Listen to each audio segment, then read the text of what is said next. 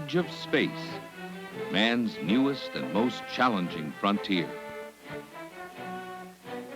This multi-stage rocket is programmed to probe the mysteries of the solar system, to send back for the first time answers to questions man has been asking himself since the dawn of civilization. An age of daring inquiry, demanding of each the most he has to offer. In a probe involving 20 million man-hours, $500 million, the hopes of a nation, there can be no room for halfway performance, for dragging feet. The demands are enormous. Education, specialized training, imagination, curiosity, vigor, vitality, the ability to perform under unrelenting pressures, the ingredients of youth. Probably the foremost requirement, good health.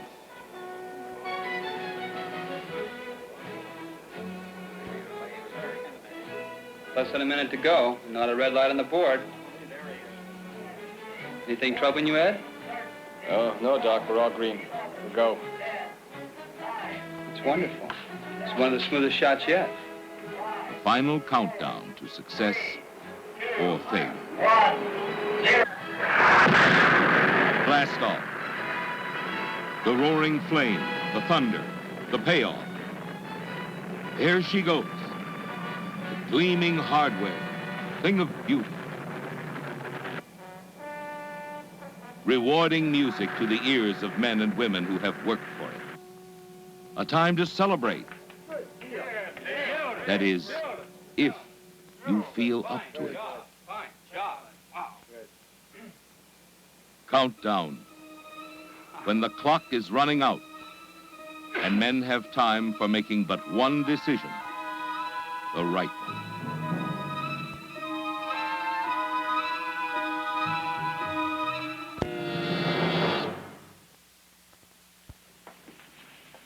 What's wrong, Ed? Nothing. Now, don't give me that. I've been watching you for the past 3 weeks, and you drag around here like doomsday. Now, what's the problem? Oh, I'm fine, Doc, I'm fine. I just feel a little run down lately.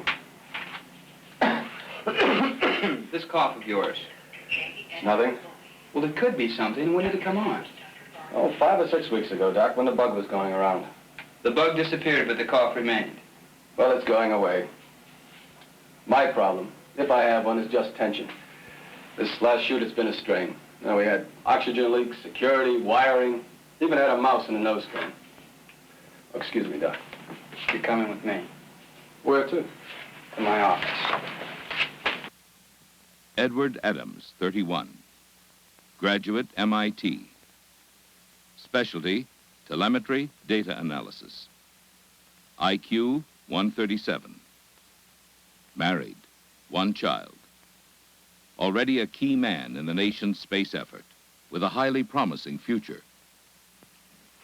No pulmonary history, no allergies, no tendency asthma, bronchitis. Any pain in the chest?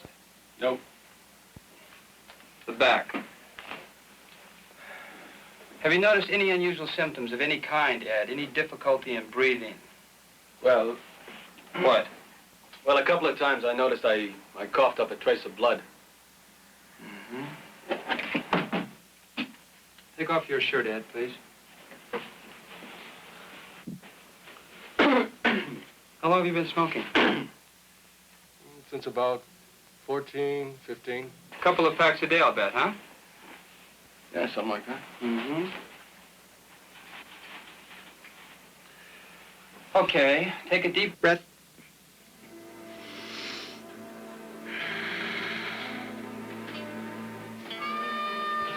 Dark rumblings? No, it's just a small localized wheezing, but let's have a picture, huh? Whatever you say, Doc. Right over there, Ed. This won't take a minute. How's Nancy these days? Oh, she's fine. I wish I could say the same for her golf game. That's good, fine. All right. Allegiant, Dr. Emerson. Mm-hmm. Will you please mail this right now ahead of him? Right, Doctor.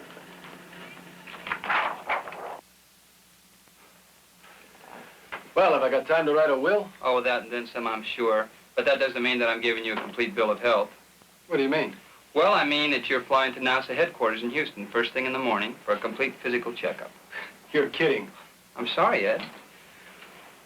We can't afford to let men like you ignore something that just might develop into something serious.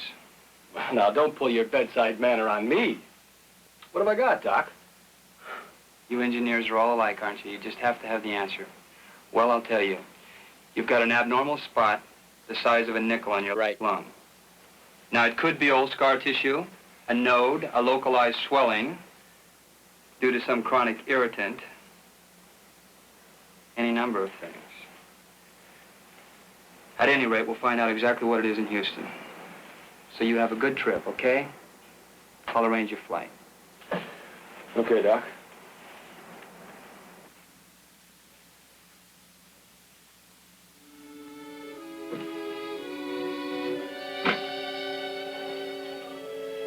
Edward Adams, 31.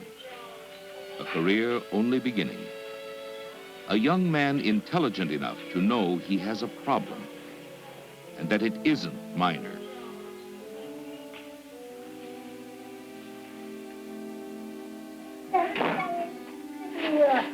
Not tonight, Timmy. Timmy, take your scooter and put it in the bedroom, will you, please? That's a good boy. We watched the shot on TV, honey. It was just beautiful. Daddy, did you make that rocket? Timmy, I've told you 50 times I don't make them. Why not let him think so, for a time anyway? Is it so bad to be proud of his father? He's told all his friends.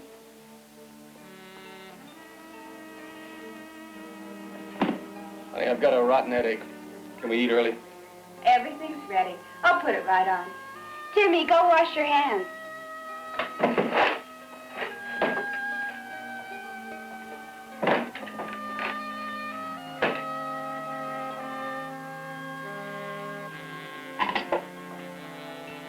Nancy, I have to pack tonight. I'm flying to Houston first thing in the morning.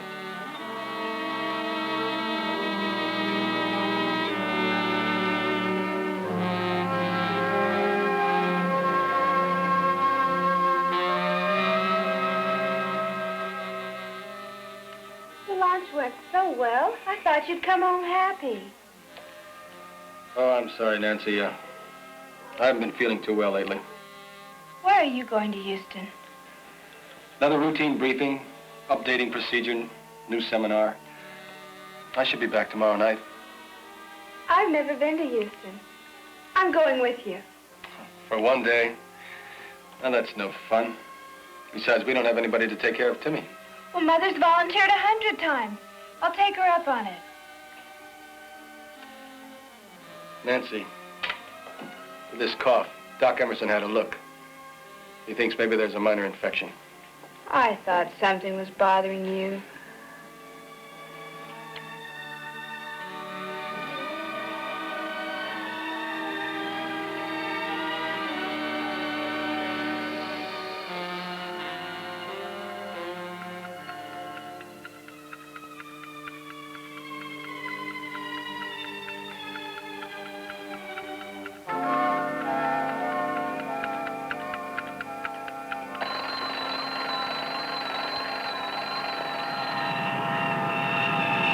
The age of space.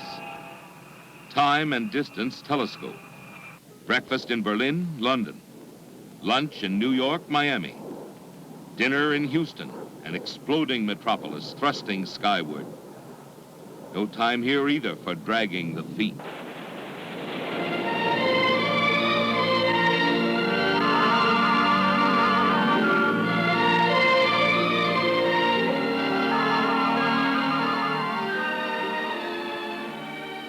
NASA, Space Headquarters, USA.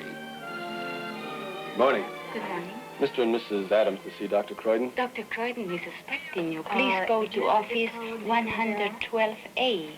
Thank you. You could leave your luggage here, if you please. Thank you very much. All right. Do you have a telephone number? send them in, please. Come in. Hello, Mrs. Adams. Hello. Mr. Adams? Hello, Doctor. Sit down, please. Thank you. Well, Dr. Emerson tells me you're one of his golfing cronies. You could have brought up a more pleasant subject. Nobody can beat that man. You're not alone. While he masquerades as a general practitioner, actually he's a specialist at overlooking strokes in the rough. Well, I'll keep an eye on him. Doctor, I'm sure you medics didn't bring us all the way here just to talk about golf handicaps. Well, we're hoping, we're praying, that the questionable spot on your lung is simply nature's defense against some foreign irritant, such as that noxious agent you have in your mouth. Dr. Emerson advises me that you're a chain smoker. Not really, no. 3 packs a day. Well, I don't inhale half of them. And most of them I don't smoke. You know that. They just sit there and burn away. Along with our furniture. Well, look, if it's such a nasty, costly habit, why don't you stop? I said I would, anytime you would. Please, please, I'm not trying to trigger a divorce. I can't understand why, in the face of all the research, the findings, the indisputable conclusions, you young people would want to swap your health and vitality for what, at the very best, is a thoroughly unnourishing, habit-forming fire hazard. Ed, let me see a pack of your cigarettes.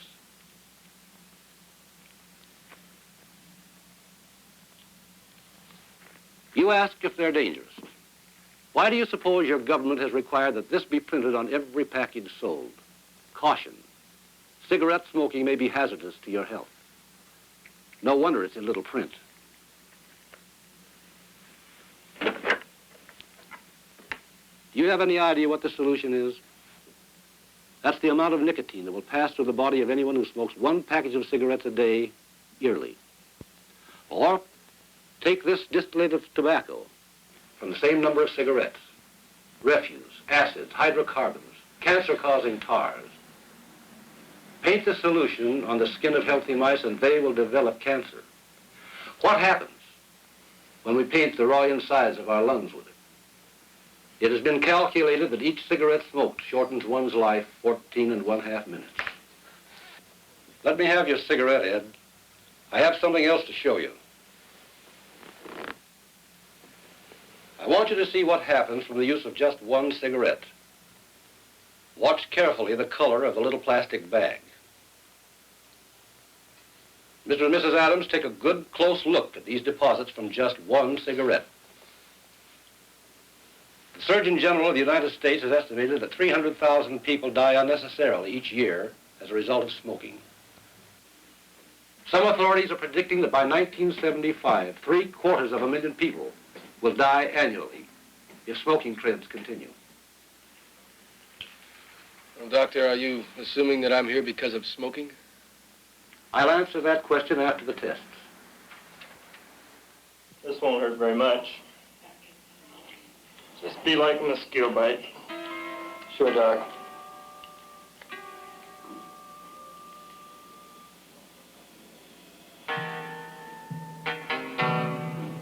See, that wasn't bad, was it? Yeah.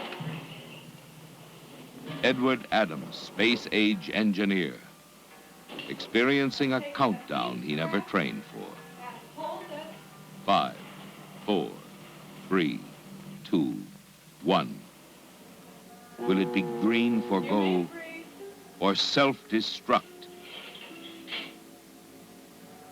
Now, we're hoping this lesion hasn't spread and isn't involving the blood vessels in the higher area or the lymph nodes, and will be localized in this particular area. The medical data as it comes in is not reassuring.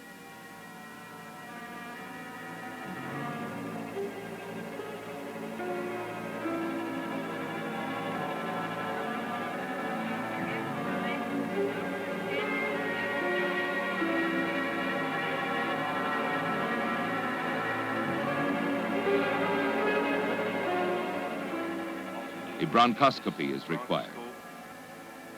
The bronchoscope is an instrument for looking down into the lungs. Is the big question mark on Edward Adams' right lung merely a sore spot, or is it a tumor? If so, is it benign, or is it malignant? Well, if you have to do it, I guess you have to do it. That's right. A section of tissue is removed, a biopsy being required. Pathology will provide the answer in a matter of hours. In the meanwhile, Edward Adams is left in suspense. We won't have an answer on your test until sometime late this afternoon, so why don't you enjoy yourselves? I've got a couple of tickets to the Astrodome. I've never been to the Astrodome. Well, it's very nice, thank you, Doctor. It should be quite a game.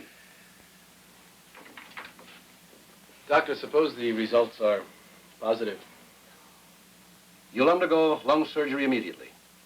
The results are going to be negative. So cheer up. You're taking me to the ball game. Thank you, Doctor.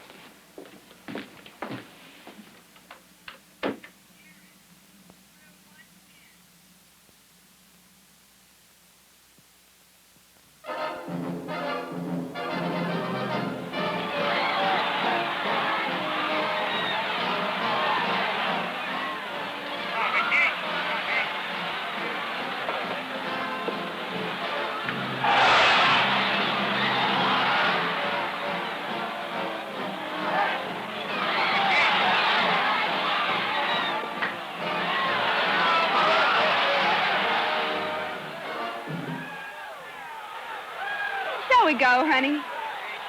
Yeah, if you don't mind, I'm not enjoying it either.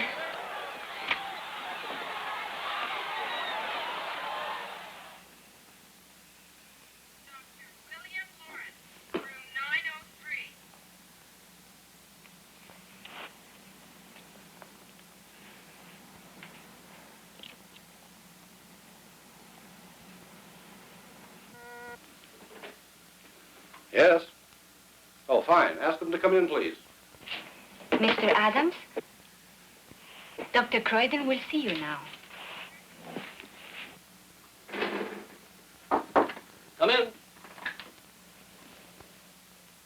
Well, how was the ball game? Well, to be honest about it, Doctor, I didn't see it. Ed, put out that cigarette. It's the last one you're ever going to smoke. It's surgery. You have carcinoma, cancer of the right lung.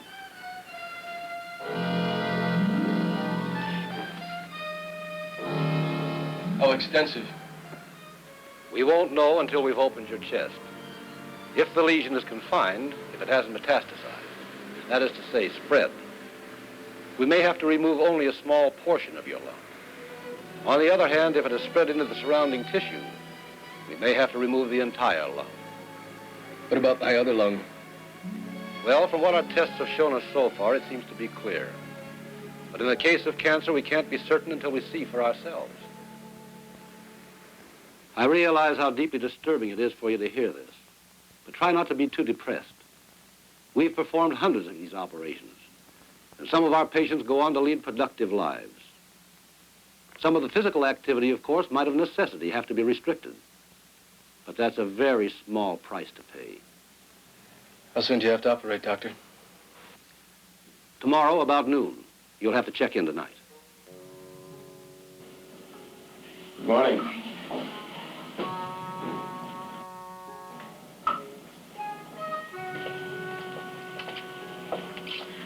I'll be with you the whole time, honey.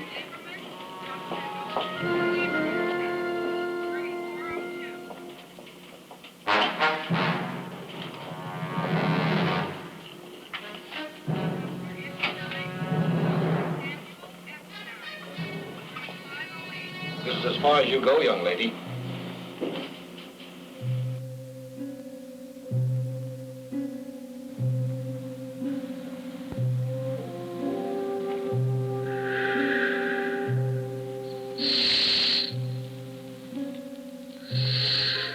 Edward Adams, 31.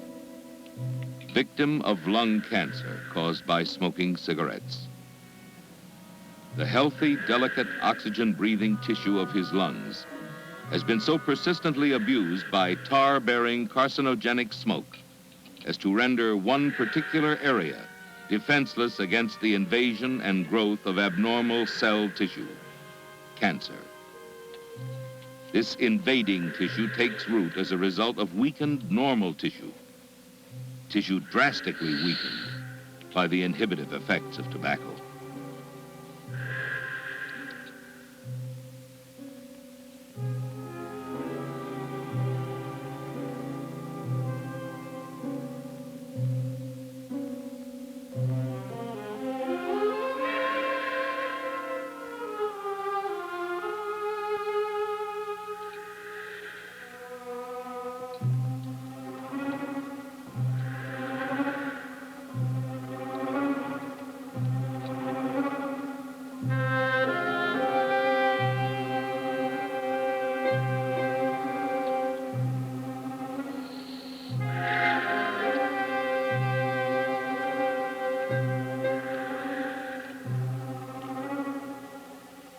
The diseased lung.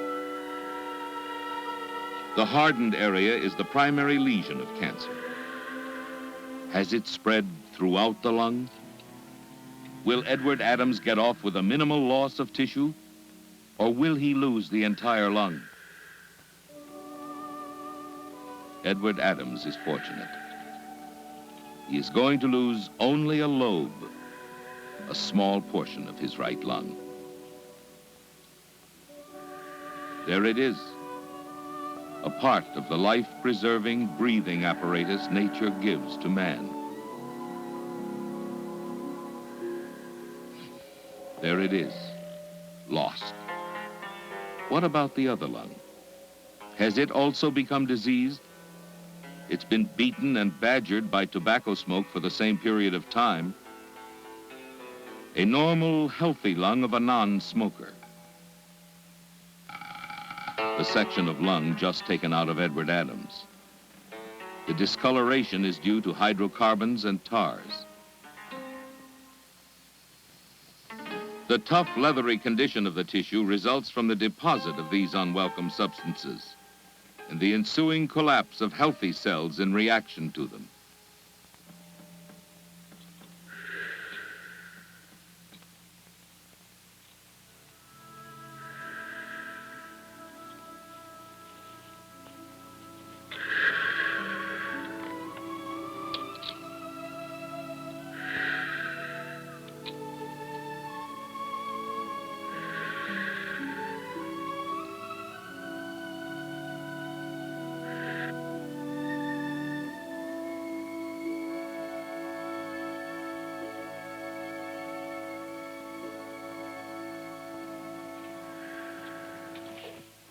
Hello, Mrs. Adams.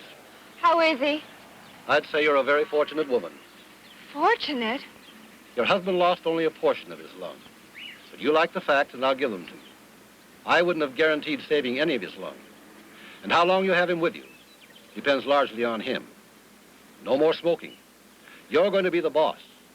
Now, if he hasn't been sobered by this ordeal, if he doesn't listen, then he really doesn't want to live, and he's just committing suicide. I offer this advice for young women as well. Nature is much kinder to man than man is to himself.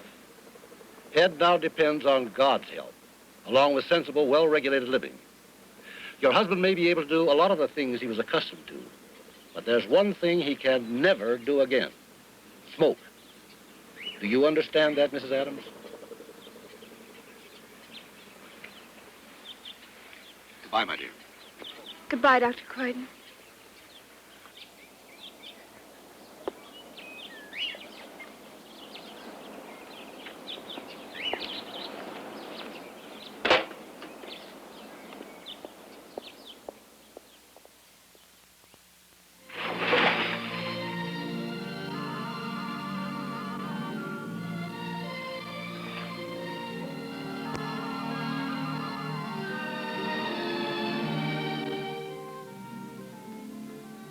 Daddy, play boss me.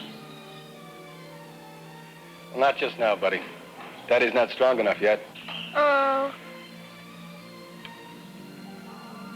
Do you see it? It's just coming into view now. Man, it looks great. Here, take a look. Edward Adams didn't have a chance to take part in this one. But with God's help, he could, hopefully, be in on the next.